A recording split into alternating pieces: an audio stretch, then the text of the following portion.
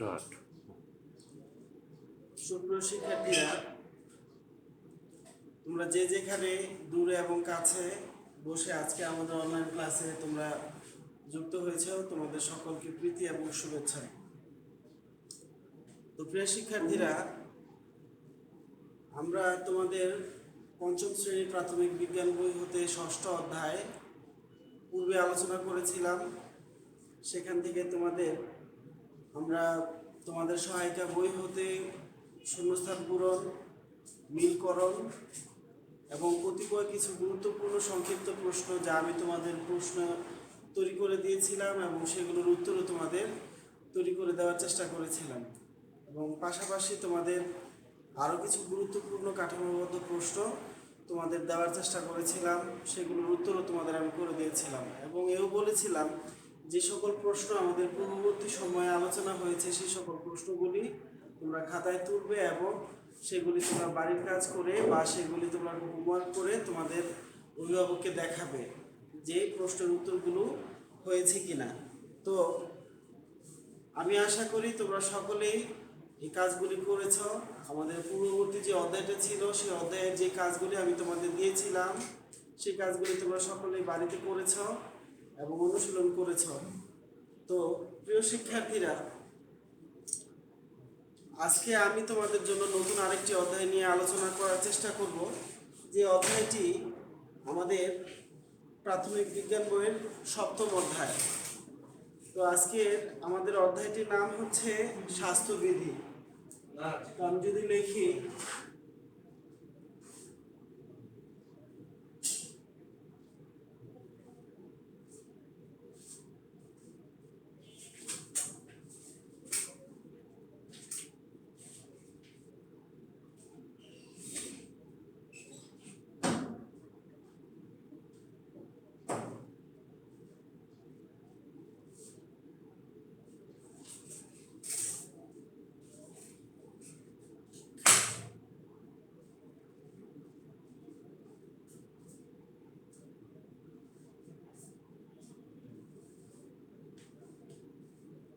তো অধ্যায়টির নাম হচ্ছে স্বাস্থ্যবিধি, যার ইংরেজি শব্দ হচ্ছে হাইজিন।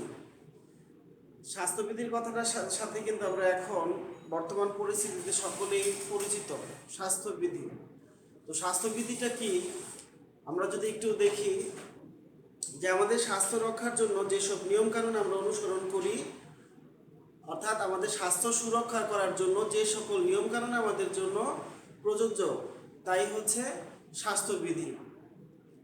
তো স্বাস্থ্যবিধির বিষয়ে বিশ্ব স্বাস্থ্য সংস্থা অর্থাৎ WHO একটি সংজ্ঞা প্রদান করেছেন। তো তাদের মতে স্বাস্থ্যবিধি বলা হয় সেসব নিয়মাবলী ও অনুশীলনকে যেগুলো সুস্বাস্থ্য বজায় রাখতে সাহায্য করে। তাহলে এখানে একটি বিষয়, বিশ্ব স্বাস্থ্য সংস্থা, অনেক সময় তোমরা দেখে থাকবে যে আমরা পূর্ববর্তী পরীক্ষাগুলিতে দেখেছি যে বিভিন্ন সংক্ষিপ্ত ওয়ার্ডের অ্যাব্রিভিয়েশন অর্থাৎ পূর্ণ মিনিং চায়। তো আজকে আমি তোমাদের জন্য একটি অ্যাব্রিভিয়েশন WHO এর অর্থটা পূর্ণ রূপ লিখে দিচ্ছি, তোমরা এটা লিখে নাও। আমাদের প্রায় সময় এরকম একটা ওয়ার্ড কিন্তু আসে WHO, এটা যদি আমরা ইংরেজিতে উচ্চারণ করে হু, এটার পূর্ণ মিনিং অর্থাৎ পূর্ণ রূপ।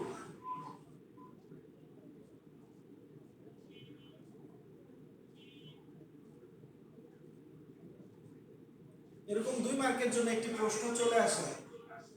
তোমরা যেহেতু স্বাস্থ্যবিধির সাথে আমাদের বিশ্ব স্বাস্থ্য সংস্থার একটি ওতপ্রোত সম্পর্ক রয়েছে, তাহলে আমরা এই অর্থটা বা এটা পূর্ণরূপটা জেনে রাখবো।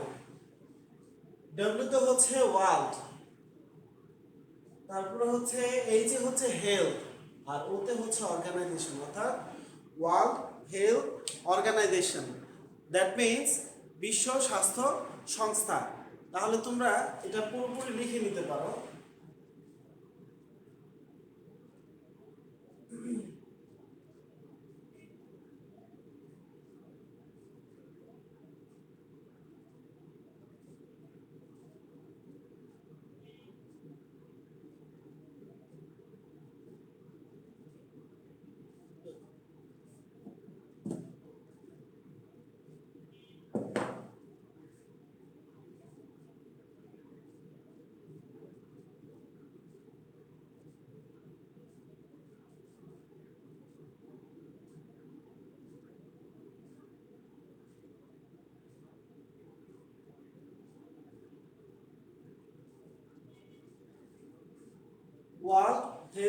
অর্গানাইজেশন। তোমরা এটা লিখে নাও, এটা আমাদের এরকম একটি পূর্ণরূপ আসে। গত বছরের এর আগের বছরে আসছিল যে SMS এর পূর্ণরূপ কি, তো আজকে আমরা এটা লিখে নিলাম। তো এই বিশ্ব স্বাস্থ্য সংস্থার মতে স্বাস্থ্যবিধিটা কি, তারা একটি সংজ্ঞা প্রদান করেছে যে স্বাস্থ্যবিধিটি হচ্ছে সে সকল নিয়মাবলী এবং অনুশীলন যা আমাদেরকে সুস্বাস্থ্য রক্ষায় সাহায্য করে। তাহলে এখানে কিন্তু একটি বিষয় চলে আসে, নিয়মাবলী এবং অনুশীলন। নিয়মাবলী আমি কিভাবে নিজেকে সুস্থ রাখবো সেগুলো হচ্ছে নিয়মাবলীর পর্যায়ে পড়ে, আর আমি কিভাবে সেগুলো অনুশীলন করব সেগুলো আমাকে সুস্বাস্থ্য রক্ষায় নিশ্চয়তা প্রদান করে। তোমরা যেহেতু জানো যে এখন বিশ্বমারী কোভিড-19 যে অবস্থা, সে অবস্থায় আমাদেরকে অবশ্যই সামাজিক দূরত্ব বজায় রাখতে হচ্ছে। নিয়মিত দেখা গেছে যে যে কোনো প্রকার সাবান দিয়ে বাইরে থেকে আসলে যে কোনো প্রকার সাবান দিয়ে 20 সেকেন্ডের সময় ধরে আমাদের হাত ধরতে হচ্ছে, নিজেকে সবসময় পরিষ্কার পরিচ্ছন্ন রাখতে হচ্ছে। দেখা গেছে একটি যে জামাটি পরে আমি বাইরে যাচ্ছি সেই জামাটি আমি একের অধিকবার আর পরতে পারছি না। অর্থাৎ এগুলি হচ্ছে নিয়ম, যে আমি এই কাজগুলি যদি করি এবং বাইরে যদি যাই তাহলে অবশ্যই মাস্ক ব্যবহার করতে হবে। তো এগুলি হচ্ছে আসলে নিয়ম, যে আমি এই নিয়মগুলি পালন করলে আমি নিজেকে সুস্বাস্থ্য বা সুস্থ রাখতে পারবো। আর অনুশীলনের বিষয়টি হচ্ছে যে প্রতিনিয়ত এগুলিকে আমাকে পর্যালোচনা করতে হবে বা প্রতিনিয়ত এগুলি আমাকে প্র্যাকটিস করতে হবে। এই যে আমি যে বারবার সাবান দিয়ে হাত ধুচ্ছি বা যে কাপড়টা পরে আমি বাইরে যাচ্ছি সেগুলিকে আমি বারবার ধুচ্ছি বা ধৌত করছি, এগুলি হচ্ছে আমার অনুশীলনের পর্যায়ে পড়ে, যার কারণে আমি নিজেকে সুস্থ রাখতে পারবো। তো স্বাস্থ্যবিধি এবং এখানে আমরা একটি বিষয় জানি যে নিজেকে যদি সুস্বাস্থ্য এবং রোগ সংক্রমণের হাত থেকে রক্ষা করি তাহলে অবশ্যই আমাদেরকে স্বাস্থ্যবিধি মেনে চলতে হবে। তো ব্যক্তিগত বিষয়ে আমরা যদি স্বাস্থ্যবিধি নিয়ে আলোচনা করি তাহলে ব্যক্তিগত স্বাস্থ্যবিধি বলতে আমরা বুঝবো যে নিজেকে পরিষ্কার পরিচ্ছন্ন রাখা এবং স্বাস্থ্যবিধি বিষয়ে সচেতন হওয়া। তো স্বাস্থ্যবিধি এবং পরিষ্কার পরিচ্ছন্নতা এই দুটি বিষয় আমাদেরকে অবশ্যই মনে রাখতে হবে। তো যে বিষয়টি আমরা আজকে জানবো যে স্বাস্থ্যবিধি কি, আমরা আজকে আমাদের আজকের আলোচ্য পাঠ থেকেই চলে আসে যে প্রথম পাঠে হচ্ছে স্বাস্থ্যবিধি।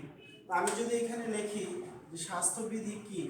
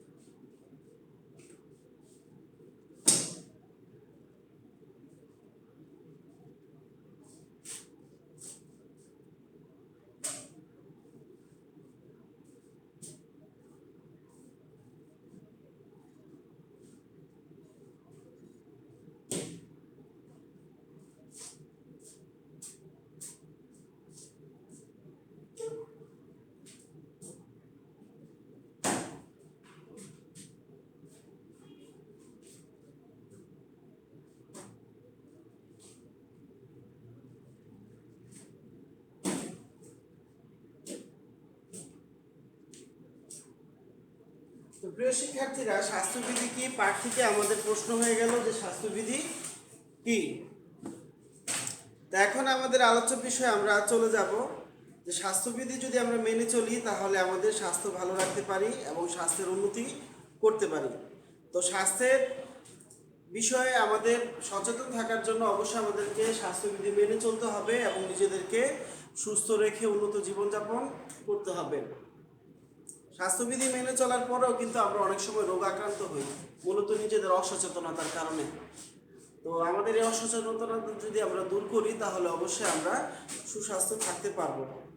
তো আশা করি সকলেই স্বাস্থ্যবিধির সংজ্ঞাটা লিখে নিয়েছ বা বুঝেছ যে এই সকল নিয়মাবলী আমরা যদি অনুসরণ করি তাহলে আমরা স্বাস্থ্য রক্ষার জন্য যে সকল নিয়ম কানুন আমরা অনুসরণ করব তাই হচ্ছে আমাদের স্বাস্থ্যবিধি। এটি তোমরা সকলে লিখে নিয়েছ, এটি পূর্ণরূপ সকলেই লিখে নিয়েছ আশা করি। তো এর পরের বিষয়টি আমরা আলোচনা করব, সেটা হচ্ছে যে সংক্রামক রোগ।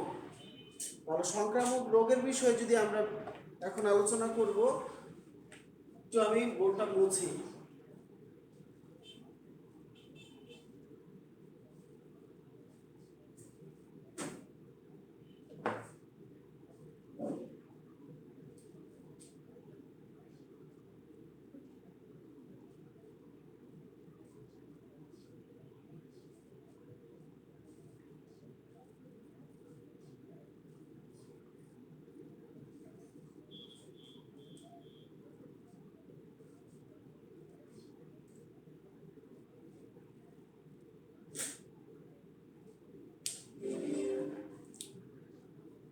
সংক্রামক রোগটা কি, তাহলে আসলে আমরা এটা যদি একটু জানি, যে বিভিন্ন জীবাণু যেমন ব্যাকটেরিয়া, ভাইরাস, ছত্রাকজনিত কারণে যে এগুলি যদি আমাদের শরীরে কোনোভাবে প্রবেশ করার ফলে আমাদের শরীরে যে রোগের সৃষ্টি করে, সেই রোগের সৃষ্টি করে সেই রোগগুলোকে আমরা বলতে পারি যে সংক্রামক রোগ।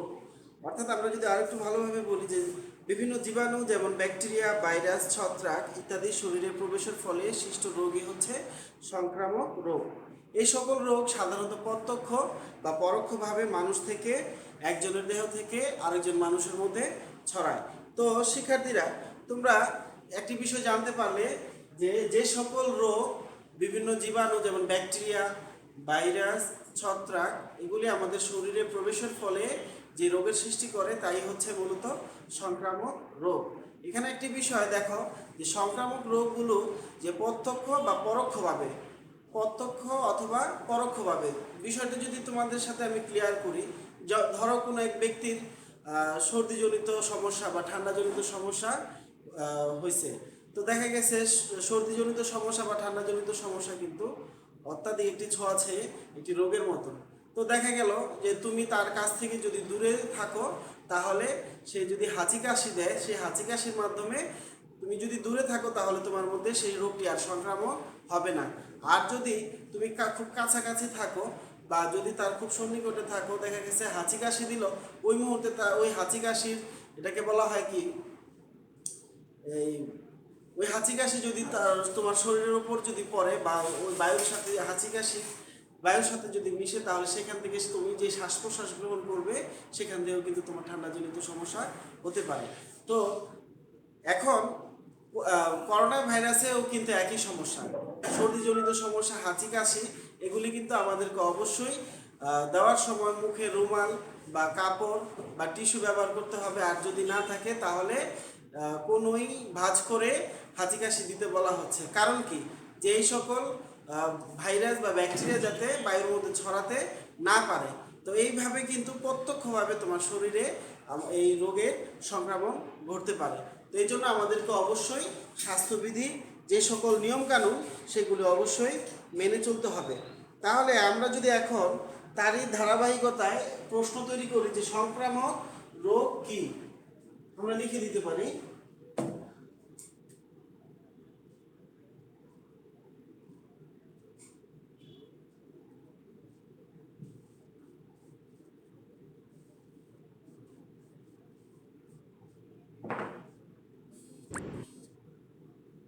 এটার উত্তরটি দাঁড়ায়, তোমরা লিখে নাও সবাই।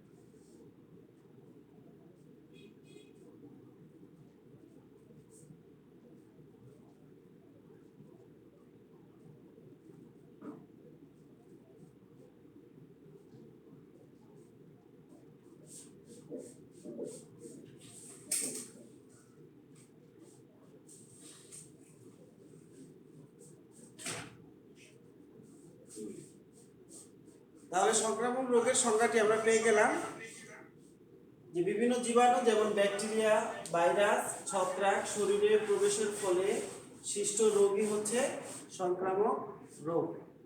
তো যেহেতু সংক্রামক রোগের বিষয়টি চলে আসলো, এখন সংক্রামক রোগটি ছড়ায় কিভাবে?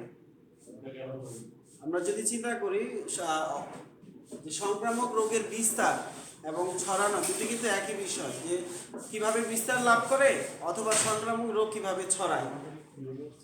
আমরা যদি একটু দেখি, সংক্রামক রোগ বিভিন্নভাবে ছড়াতে পারে।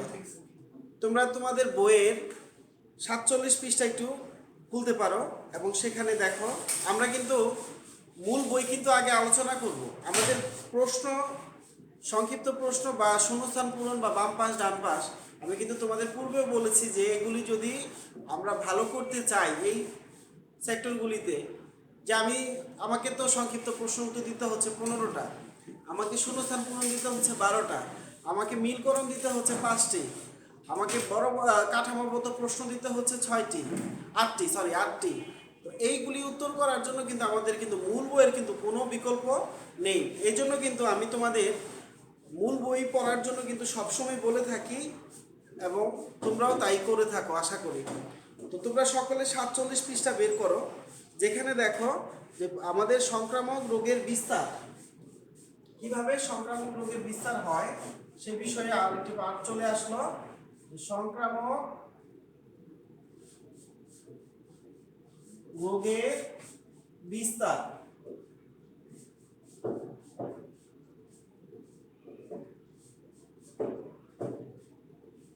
এই পাঠটি চলে আসলো। তো যদি প্রশ্ন হয় যে সংক্রামক রোগ কিভাবে ছড়ায় সে সম্পর্কে তোমার 5টি বাক্য লিখো, অথবা সংক্রামক রোগের বিস্তার সম্পর্কে 5টি বাক্য লিখো, একই কথা কিন্তু। তো এখন সংক্রামক রোগগুলো আসলে কিভাবে ছড়ায় সেগুলি আমরা একটু জানি। তোমরা তোমাদের মূল বইয়ের 47 পৃষ্ঠা বের করো। যে সংক্রামক রোগ বিভিন্নভাবে ছড়াতে পারে। কিছু কিছু রোগ হাঁচি কাশির মাধ্যমে একজন থেকে আরেকজনে সংক্রামিত হয়। তাহলে তোমরা তো একটু আগে আমি তোমাদের বললাম যে হাঁচি কাশি বা সর্দিজনিত সমস্যা, ঠান্ডাজনিত সমস্যা, এগুলো কিন্তু হাঁচি কাশির মাধ্যমে ছড়ায়। অথবা একজন হাঁচি কাশি বা ঠান্ডাজনিত সমস্যার আর সেই ব্যক্তির ব্যবহৃত জিনিস থেকেও কিন্তু তোমার মধ্যে ঠান্ডাজনিত সমস্যা ছড়াতে পারে, কারণ এটি হচ্ছে একটি সংক্রামক রোগ। তো এই বিভিন্নভাবে সংক্রামক রোগগুলো একজন থেকে আরেকজনে বিস্তার লাভ করতে পারে বা একজন থেকে আরেকজনে সংক্রামিত হতে পারে। তো সংক্রামিত ব্যক্তির ব্যবহৃত জিনিস যেমন গ্লাস, প্লেট, চেয়ার, টেবিল, জামা কাপড়, টয়লেট ইত্যাদি ব্যবহারের মাধ্যমে কিন্তু জীবাণু দ্বারা সংক্রামিত হতে পারে। আবার প্রাণীর কামড়ের মাধ্যমে কিছু কিছু রোগ ছড়াতে পারে। যে অনেক সময় দেখা গেছে যে কুকুরের সাধারণত জলাতঙ্ক রোগ হয়ে থাকে, এবং কুকুরের সেই জলাতঙ্ক রোগের কারণে দেখা গেছে কুকুরের মুখ দিয়ে অনবরত লালা বের হতে থাকে। সেই লালা অথবা কুকুরের কামড় যদি কেউ দেয় অথবা কুকুরের আঁচড় যদি কারো শরীরে লাগে তাহলে কিন্তু তার জলাতঙ্ক রোগ হতে পারে। এই জন্য বলা হচ্ছে যে প্রাণীর কামড়ের মাধ্যমে কিছু কিছু রোগ ছড়াতে পারে। আবার আমরা গত অধ্যায়ে পড়েছিলাম যে সুষম খাদ্য, তার মানে সুষম খাদ্যের সকল উপাদান যদি পরিমিত অবস্থায় থাকে সেটাকে আমরা সুষম খাদ্য বলতে পারি। সেই সুষম খাদ্য গ্রহণ করলে আমাদের শরীরে পুষ্টি উপাদান সরবরাহ আমরা করতে পারি খাদ্যের দ্বারা। কিন্তু আমরা যদি দূষিত খাদ্য খাই, যে খাদ্যের মাধ্যমে আমরা কিন্তু বিভিন্নভাবে রোগে আক্রান্ত হতে পারি বা বিভিন্ন রোগে সংক্রামিত হতে পারি। এছাড়া পানি কিন্তু আমাদের স্বাস্থ্য রক্ষার জন্য খুব গুরুত্বপূর্ণ একটি উপাদান। সেই পানি যদি আমরা বিশুদ্ধ পানি পান করি তাহলে আমরা সুস্থ থাকবো, আর যদি দূষিত পানি পান করি তাহলে এই দূষিত পানি পান করার মাধ্যমেও কিন্তু আমাদের বিভিন্ন রোগ সংক্রামিত হতে পারে। এজন্য আমরা আরেকটি পয়েন্ট উল্লেখ করতে পারি যে দূষিত পানি পান করার ফলেও আমাদের বিভিন্ন সংক্রামক রোগ ছড়াতে পারে। তো 47 পৃষ্ঠায় তোমরা একটি চিত্র দেখতে পাচ্ছ, অবশ্যই আমি যদি ভুল না করে থাকি, যে তোমরা চিত্রটির দিকে একটু খেয়াল করো। এখানে উল্লেখ করা হচ্ছে যে একটি ছেলের সর্দিজনিত সমস্যা। দেখো, সে সর্দিজনিত সমস্যা সে তার হাঁচি কাশির মাধ্যমে এখানে কিন্তু চিত্রটির দিকে একটু যদি ভালো করে খেয়াল করো তাহলে তোমরা বুঝতে পারবে যে এখানে তার নাক মুখ দিয়ে বিভিন্ন সর্দি কাশি বের হচ্ছে। সে এই এই পানি যদি কোনো বস্তুর গায়ে লেগে থাকে, তুমি সেই বস্তুর উপর ধরলা, অথবা ফ্লোরে বা মেঝে যদি পড়ে থাকে, তুমি সেখান দিয়ে হেঁটে গেলা, তোমার শরীরে লাগলো, তাহলেও কিন্তু তুমি সংক্রামিত হতে পারো। আবার একটি মশার চিত্র আমরা দেখতে পাচ্ছি, যেমন এখন কিন্তু বর্ষাকালীন সময়ে বৃষ্টি বাদল হচ্ছে, তো তোমরা অবশ্যই তোমাদের বাড়ির আশেপাশে আঙিনাতে একটু খেয়াল করে দেখবে যে নারিকেলের ব্যবহৃত অংশ বা টায়ার বা পরিত্যক্ত কোনো পট বা কোনো পাত্র এগুলি পড়ে আছে কিনা। সেখানে যদি পানি জমে থাকে তাহলে কিন্তু সেখানে এডিস মশা জন্মাতে পারে। সেখান থেকে সেই মশার কামড়ে কিন্তু অনেকে ডেঙ্গু জ্বর হতে পারে বা এডিস মশা জন্মাতে পারে, সেখান থেকে ডেঙ্গু জ্বর, ম্যালেরিয়া বিভিন্ন রোগ হতে পারে। তো এই মুহূর্তে কিন্তু আমরা যদি আমাদের বাড়ির আশেপাশের আঙিনা যদি পরিষ্কার রাখি তাহলে কিন্তু আমরা এই সকল মশা আর জন্মাতে পারবে না, আর আমরা সুস্থ থাকতে পারবো আশা করি। তো তোমরা চিত্র দুটি অবশ্যই খেয়াল করেছো বা দেখেছো আশা করি। তো তার পরবর্তী পার্টের যে অংশটি আমরা যদি চলে যাই, যে সংক্রামক রোগ কি আমরা দেখলাম, তারপরে দেখলাম যে সংক্রামক রোগের বিস্তার। তোমরা আশা করি সকলে এই সংখ্যাটি তুলে নিয়েছ। তারপর আমি তোমাদের কিছুক্ষণ সময় দিলাম, যদি কারো তোলা বাকি থাকে তুলে নাও, আমরা পরবর্তী পাঠে চলে যাব।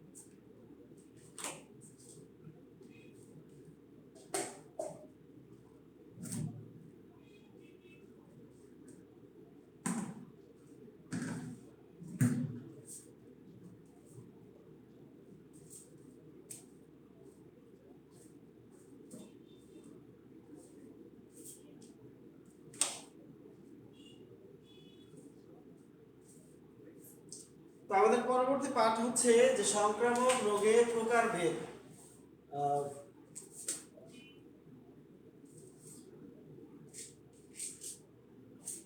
সংক্রামক রোগের প্রকারভেদ।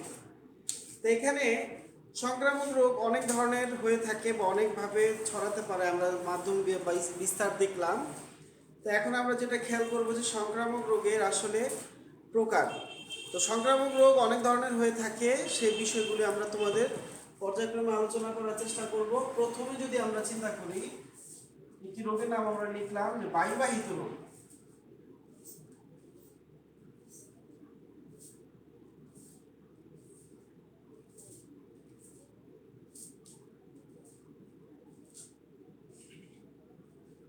যেহেতু এখানে বলা হচ্ছে বায়ু বাহিত রোগ, তার মানে আমরা বুঝবো যে বায়ুর মাধ্যমে যে সকল রোগ ছড়ায়, অর্থাৎ বায়ুর দ্বারা যে সকল রোগ ছড়ায় তাকে বলা হবে বায়ুবাহিত রোগ। তাহলে সেটা কিভাবে হতে পারে? বায়ুবাহিত রোগ হলো সেই সকল রোগ যা হাসি কাশি বা কথাবার্তা বলার সময় বায়ুতে জীবাণু ছড়ানোর মাধ্যমে হয়ে থাকে।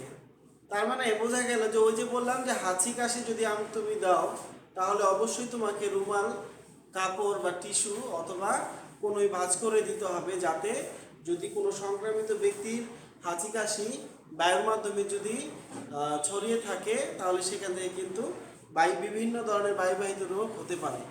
তো এখন আমরা যদি বায়ুবাহিত রোগের কিছু উদাহরণ দেখি, যেমন সোয়াইন ফ্লু, হাম, গুটি বসন্ত, যক্ষা, ইনফ্লুয়েঞ্জা ইত্যাদি হচ্ছে কতিপয় কিছু বায়ুবাহিত রোগ। এই সকল রোগ কিন্তু বায়ুর মাধ্যমে ছড়ায়।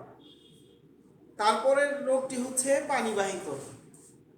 আমরা উল্লেখ করছি পানিবাহিত রোগ।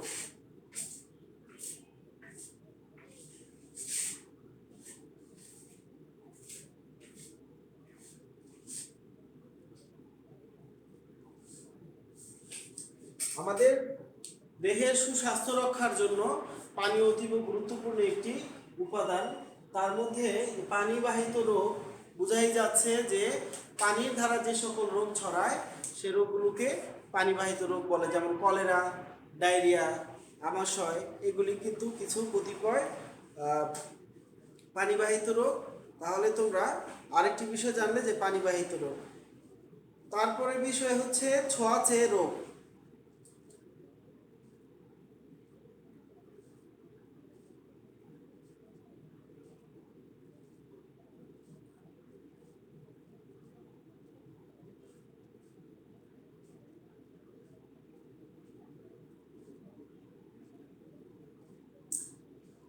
ছোঁয়াচে রোগের বিষয়ে যদি আমরা বলি যে সংক্রামক রোগ, ছোঁয়াচে রোগটা মূলত হচ্ছে সংক্রামক রোগ, যেহেতু এটি প্রত্যক্ষ বা পরোক্ষভাবে যদি সংস্পর্শে আসে তাহলে এই রোগটি মূলত ছড়ায়। তো বিভিন্ন রোগই থাকতে পারে, সেই সকল রোগগুলি যদি প্রত্যক্ষ বা পরোক্ষভাবে সংক্রামিত হয় তাহলে সেগুলোকে আমরা ছোঁয়াচে রোগ বলতে পারি। যেমন ফ্লু, ইবোলা, হাম, এগুলি হচ্ছে এক ধরনের সংক্রামক রোগ। তার মধ্যে একটি বিষয় চলে আসে যে এইডস। তোমাদের পাঠ্য বই এটা আছে যে এইডস একটি ভিন্ন ধরনের সংক্রামক রোগ। তো এইডস মূলত হচ্ছে একটি সংক্রামক রোগ, কিন্তু এটি কিন্তু ছোঁয়াচে রোগ নয়। যেমন সংক্রামক রোগ যদি কারো হয় বা সংক্রামিত থাকে তাহলে কিন্তু তার বিভিন্ন ব্যবহারকৃত বস্তুর দ্বারা কিন্তু এক ব্যক্তি থেকে আরেক ব্যক্তিতে প্রত্যক্ষ বা পরোক্ষভাবে সংক্রামিত হতে পারে। কিন্তু এইডস কিন্তু একটি সংক্রামক রোগ, ঠিক আছে, কিন্তু এটি কিন্তু তোমার ছোঁয়াচে রোগ নয়। অর্থাৎ কোনো ব্যক্তির যদি এইডস হয়ে থাকে তার কিন্তু ব্যবহৃত থালা, বাসন, কাপড়, চেয়ার এগুলি ব্যবহার করলে কিন্তু তার রোগটি হবে না। তাহলে এখানে একটি বিষয় আসে যে এইডস একটি সংক্রামক রোগ, কিন্তু এটি কিন্তু তোমার ছোঁয়াচে রোগ নয়, এটি তোমরা মনে রাখবে। তাছাড়া আক্রান্ত ব্যক্তির সংস্পর্শে বা তার ব্যবহৃত কোনো জিনিসপত্র ব্যবহার করলে কিন্তু এইচআইভি রোগ আক্রান্ত হয়, এটা আমি তোমাদের বললাম। আচ্ছা, তারপরে রোগটি হচ্ছে প্রাণী এবং পোকামাকড় দ্বারা সংক্রামিত হয়। তাহলে আমরা দেখি।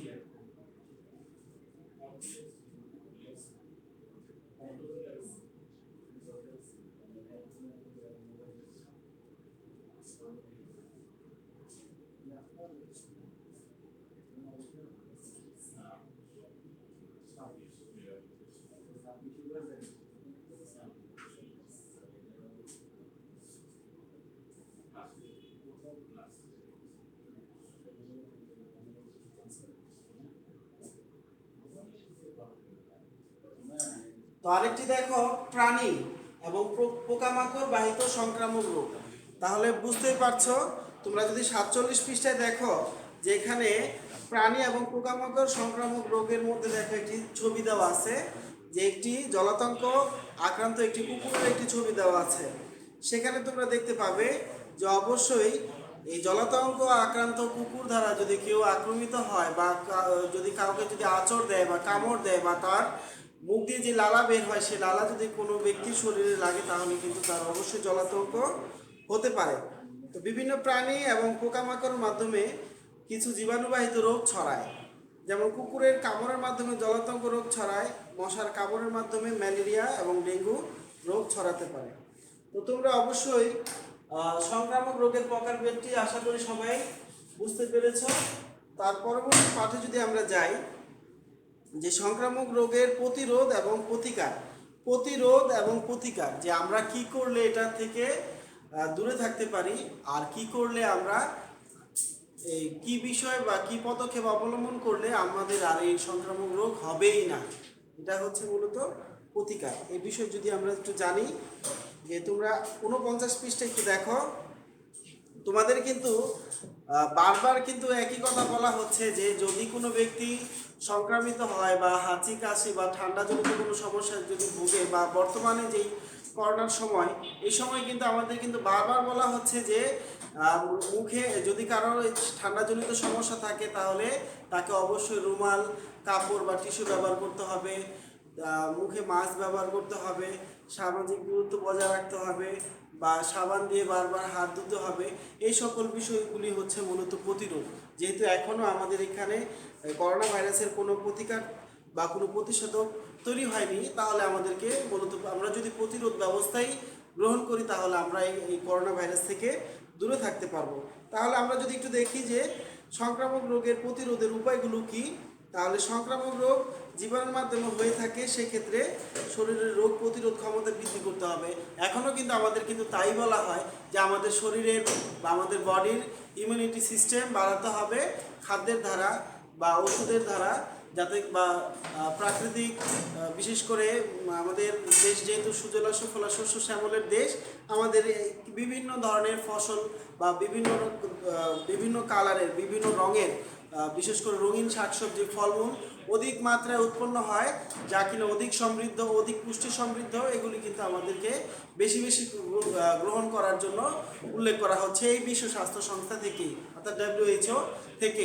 সেখানে বারবার বলা হচ্ছে যদি কোনো ব্যক্তির শরীরে ইমিউনিটি সিস্টেম বা প্রতিরোধ ক্ষমতা যদি বেশি থাকে তাহলে সে কিন্তু করোনা ভাইরাস থেকে আক্রান্ত হবে না। তাহলে আমাদের কিন্তু এটি একটি প্রতিরোধ ব্যবস্থা, আমাদের কিন্তু অবশ্যই এটি মাথায় রাখতে হবে। এবং পাশাপাশি তোমরাও এই বিষয়টি মাথায় রাখবে যে আমাদের শরীরে কিভাবে এই প্রতিরোধ ব্যবস্থা আমরা গড়ে তুলতে পারি, যাতে করে আমরা এই করোনা ভাইরাস থেকে দূরে থাকতে পারি।